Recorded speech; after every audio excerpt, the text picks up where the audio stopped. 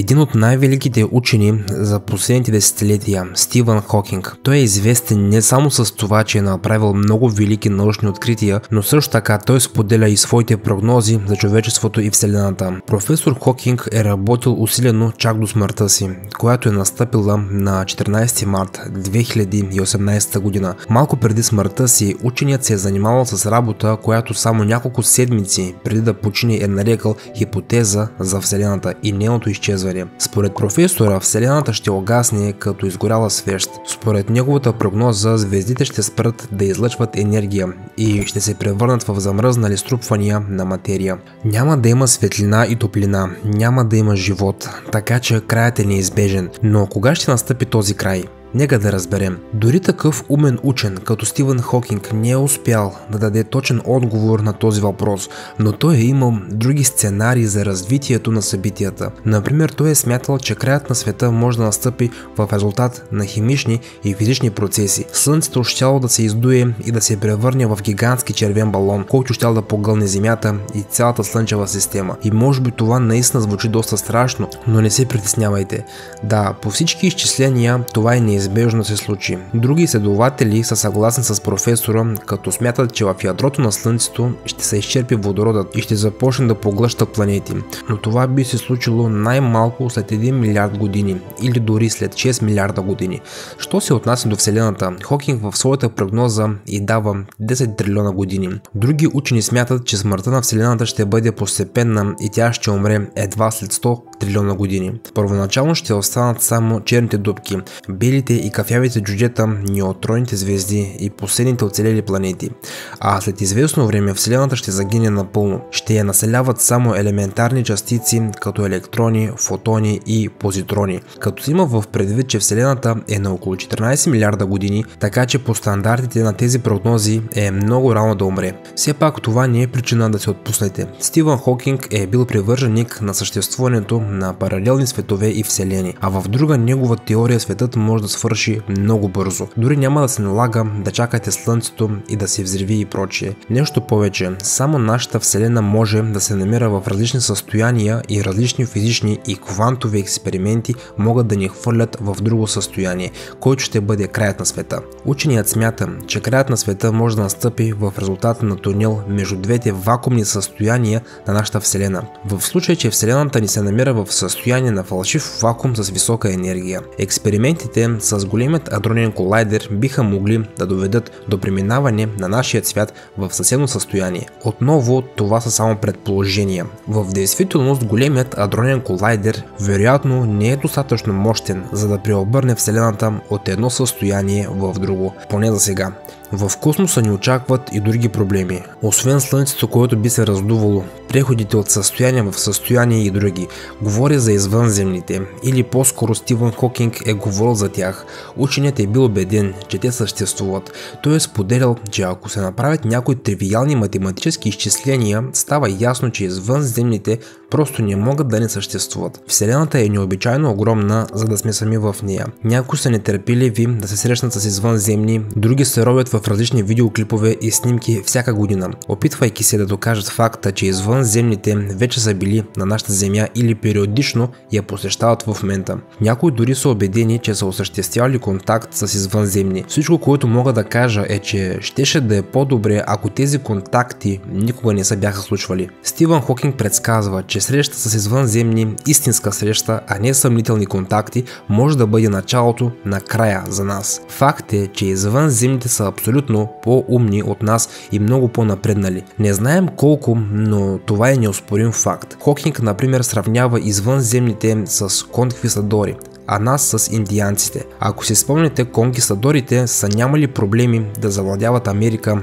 да завземат земя, да унищожат много хора и да поробят останалите. Абсолютно също може да ни очаква и нас. Професорът е прогнозирал, че не бива да очакваме нищо добро, когато срещнем извънземните. Според него, извънземните посетители рано или късно ще ни нападнат и след това ще ни поробят или ще ни подложат на изследване и лабораторни експерименти. Както може да си представите, да бъдем лабораторни плъхове не е най-доброто нещо, което може да си представите. Затова е най-добре да не привличате вниманието на извънземните и да не се опитвате да ги търсите.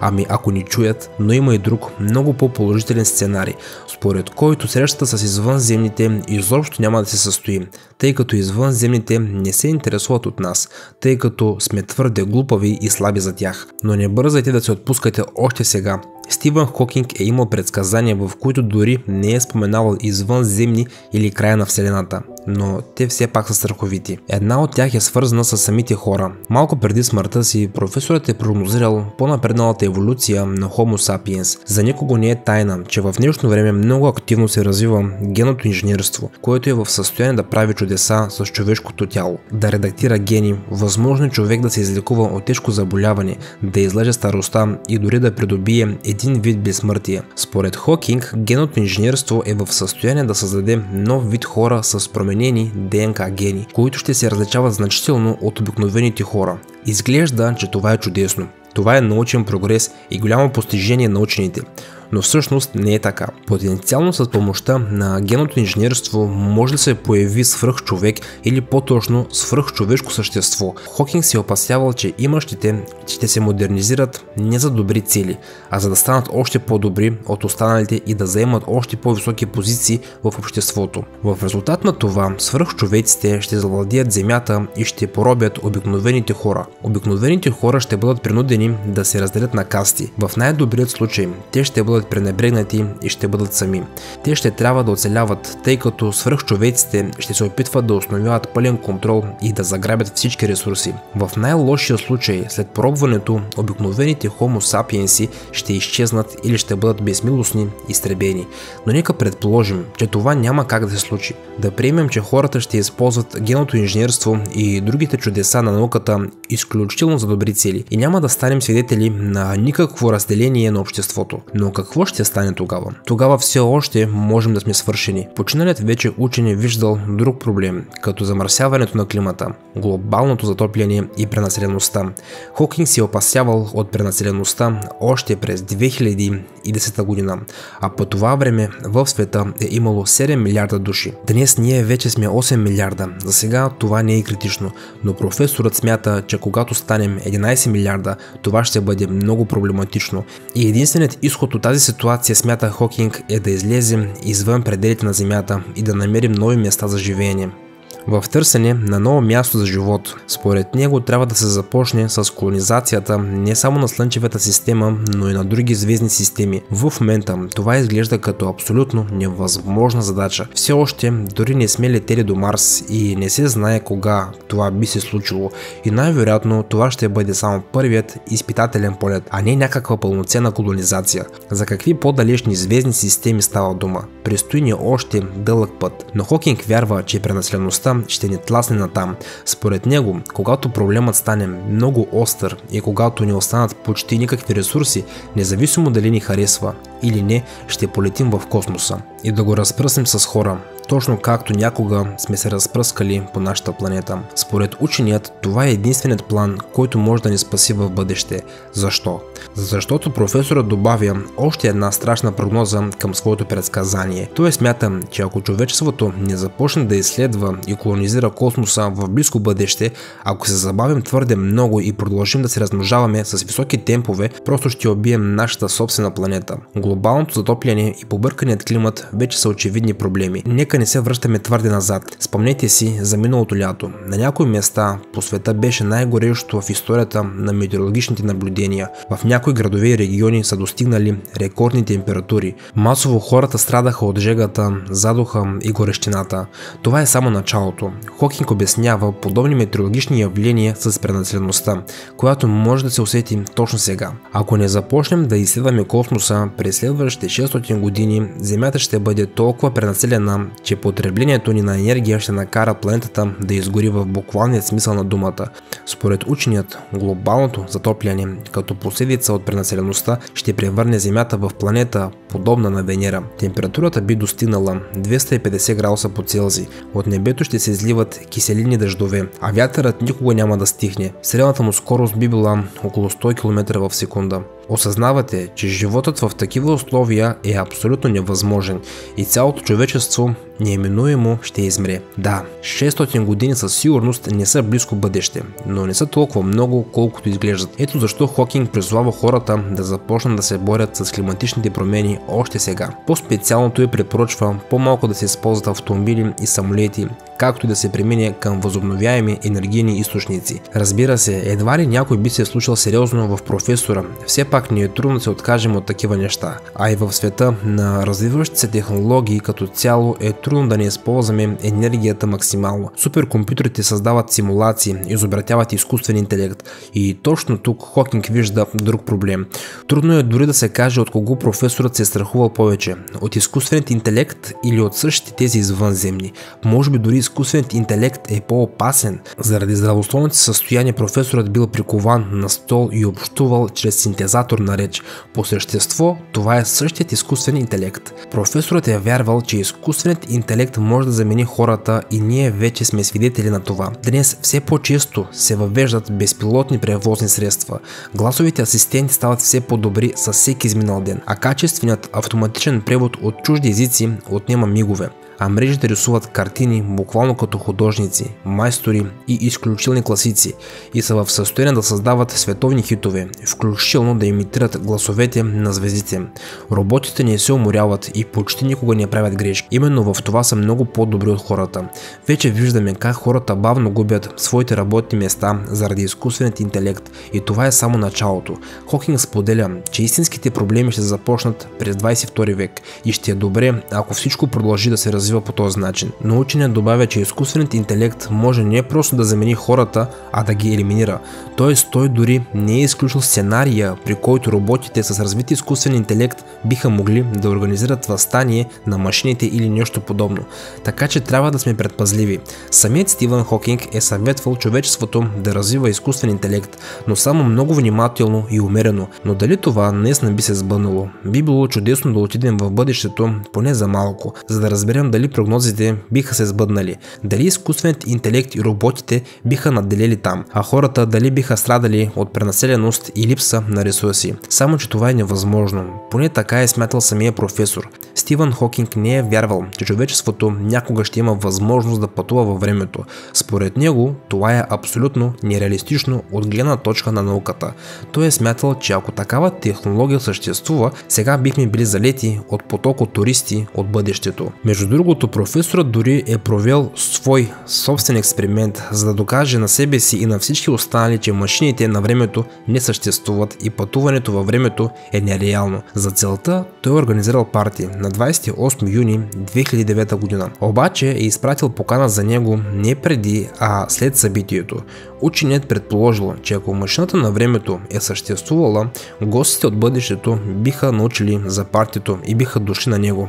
Това обаче не се е случило. Така, според едно от най-оригиналните предсказания на Хокинг за машините на времето е, че те не съществуват и няма да се появят в близко бъдеще. Хокинг е направил много плашещи предсказания, но това не означава нищо, нали така, приятели? Ученият просто е разсъждавал и се е представил различни сценарии за бъдещето. Не е сигурно, че всичко би се случило точно по този начин, но е възможно да се случи точно така, както е казал ученият. Нюансът е там, че няколко години преди да ни напусне, професорът е изразил опасенията си относно патогенните организми, които се изследват в множество лаборатории. Той е смятал, че те биха могли да излязат извън границите си и да унищожат човечеството. Професорът също така е вярвал, че човечеството може случайно или умишлено да създаде вирус, който да ни унищожи и е споделил, че се страхува от това дори повече, отколкото от увеличаването на ядрените оръжия. След това предсказание минават няколко години и се появява пандемията от коронавирус. Тя не се е случила точно както Хокинг е предсказал, но е достатъчно близка до неговите прогнози. Все още се провеждат разследвания за това как се е случило всичко това и все още няма единна и точна версия. но има мнение, че смъртоносният вирус е избягал от лабораториите именно в резултат на изтичане на информация. Той не унищожи човечеството, но нанесе огромни щети и отне живота на милиони души. Искам да кажа, че това предсказание се сбъдна, а в останалите прогнози на професора има аргументи, разсъждение, логика и здрав разум. Стивън Хокинг е един от най-добрите и най-ярките учени на своето време. Този човек е знаел за какво говорим, така че определено е трябвало да се вслушате в прогнозите му и да започнете да действате сега, иначе ще бъде твърде късно. С какво може да загине цивилизацията, разбрахме, но как е започнала тя?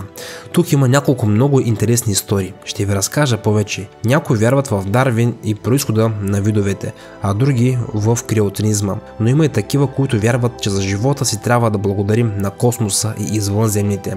Най-общо казано, това е същността на теорията на конспирацията.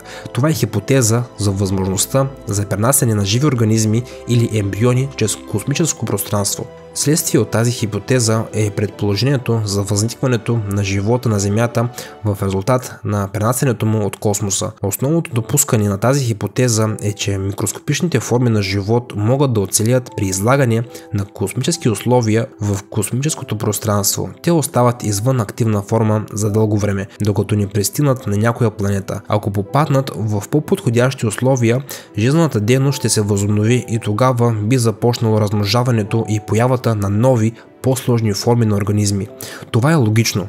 Учените многократно са откривали космически тела, които са падали на Земята и някои от тях са показали признаци на живот.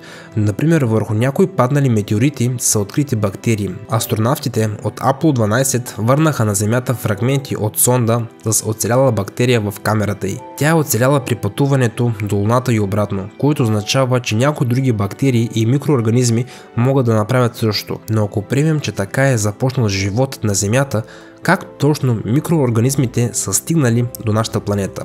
Смята се, че може да има два варианта – случайен или целенасочен. При първият вариант семената на живота са попаднали на нашата планета случайно, като например тези открити върху метеоритите. При вторият вариант някой целенасочено е донесъл живот на Земята. В потвърждение на втория вариант съществува подобна теория на хипотезата за НЛО. Според нея, една от интелигентните форми на живот целенасочено е донесла живот на Земята. Защо извънземната форма е направила това е друг въпрос. Някои смятат, че извънземните са извършили всичко това като експеримент, при което са наблюдавали хората и тяхната еволюция, а други вярват, че някаква раса от космически същества отговарят за разпространяването на живота в Вселената и хората са една от многото раси, които са били създадени. По този начин тези извънземни, ако съществуват, могат да се смятат за бащи на човечеството или дори за богове. Въпреки че хипотезата за НЛО не дава отговор на въпроса къде точно е възникнал животът преди да бъде пренесен на Земята, тя изглежда много интересна. Ако тази алтернативна теория изведнъж се окаже вярна, това би променило цялата история на човечеството. Самият произход. Съществуват и други интересни теории за произхода и следващата от тях е самозараждането. С други думи, спонтанното възникване на жива материя от неживи материи. Тази теория възниква в древността и много древни общества се придържат към нея, заедно с теорията за божественият произход на всички живи организми. Дори Аристотел е вярвал в тази теория. Той обобщава мислите на много предшественици и формира последователна доктрина за произхода. Философът е вярвал, че животът е възникнал спонтанно и че е някакво активно начало, непознато на хората. При определени условия може да се създаде прост организъм от неорганично съединение. Самата теория за произхода е съществувала в продължение на много векове, но с развитието на медицината и науката като цяло тя е била опровергана. Сега е общоприето, че възникването на цели живи организми от нищото е невъзможно. Неизменността е алтернативна теория, която гласи, че никога не е възникнал някакъв живот. Нито Земята, нито космосът са се появили някога. Те просто винаги са били и винаги ще бъдат. Сама по себе си това е интересна теория, но тя е по-скоро философска теория. В края на краищата, ако някой от вас се придържа към тази теория, тогава палеонтологията, геологията, астрономията и други науки ще престанат да имат смисъл. Също така, тази теория напълно противоречи на общоприетата теория за еволюцията, но след появата на теорията за възникването на Вселената в резултат на големият взрив, тя се срива. Обратна еволюция. Теорията за обратната еволюция е малко подобна на теорията за неизменността. Смисълът е, че сега ние не сме на върха на еволюцията, а само на нейният начален етап. Радикалната и алтернативна теория по същество е точно противоположна на теорията на Дарвин. Тази теория предполага, че човекът винаги е бил справедлив. Един ден някои от нас решили да се качат на дърветата и там да се превърнали в маймуни. Вечното завръщане. Следващата теория е отчасти свързана с идеите за прераждането в азиатската традиция. Тя става известна в Европа благодарение на Фридрих Ницше. Накратко, става дума за това, че вечността е вечна, което означава, че всяко събитие в нея може и трябва да се повтори. Ако светът няма крайна цел, това означава, че всичко в него би се повторило отново и отново, безкрайно много пъти и следователно всяко същество се върти безкрайно на тази въртележка на всеобщото завръщане. Самият проблем за първичния произход изчезва някъде в калейдоскопа на безбройните повторения. Друга много интересна теория е, че целият свят е симулация. Според нея всички ние живеем в матрицата и следователно животът е възникнал благодарение на този, който е проектирал тази матрица. Някой по-умен от нас, по-напреднал технологично, надминал нашата цивилизация и е създал този свят. Теоретиците спорят помежду си защо точно това е било направено. Някои казват, че е било за експерименти. Така или иначе, теорията за произхода на живота в матрицата е много интересна, но още по-интересно е, че тази теория може да се окаже вярна. За нея говорят много обикновени хора, теоретици, учени и дори всички известни личности. Например, Илон Мъск веднъж е споделил, че вероятността да не живеем в компютърна симулация е 1 към 1 милиард. За Мъск това не е невъзможно. Останалите сме прави, защото има доказателства за това. Гледайте по-напред, за да разберете защо най-вероятно живеем в компютърна симулация. Компютрите се развиват невероятно бързо. Ако се замислите, скокът в развитието е дори плашещо. Дори преди 15-20 години се задоволявахме с доста примитивни игри с лоша графика, но преди 30-35 години игрите са били възможно най-прости. Самите компютри били много по-бавни и не са обработвали толкова много информация, колкото сега. В днешно време компютърните игри са станали невероятно реалистични и сложни. Съществуват игри с цели, в които може да се потопите. Ще минат няколко десетилетия и игрите ще бъдат неразличими от реалността. Скоро ще се научим да създаваме най-реалистичните симулации на компютри, увеличавайки броя на реалностите. След това може би ще се запитаме дали самите ние не живеем в някоя от тези симулации. Ами ако нашият свят е просто игра, с много добра графика и заплетен сюжет, който се играе от някакви създатели, много експерти и футуролози са сигурни, че нашият свят е просто симулация, компютърна игра, в която всеки от нас изпълнява своята роля. Някои от нас имат значителен принос и са главните герои, докато други не са нищо повече от тълпа. Друго доказателство, че се намираме в симулация е фактът, че виждаме света само от части. Най-малките му детайли се показват по-добре, само когато задържим вниманието си върху тях. Така сме в състояние да видим микроби само под микроскоп, а прахът върху масата обягва от погледа ни, ако не се фокусираме върху него. И всъщност, ако не гледате към даден обект, той изобщо не съществува, но щом преместите погледа си към него, той мигновено потъва и е пред вас. Това е логично.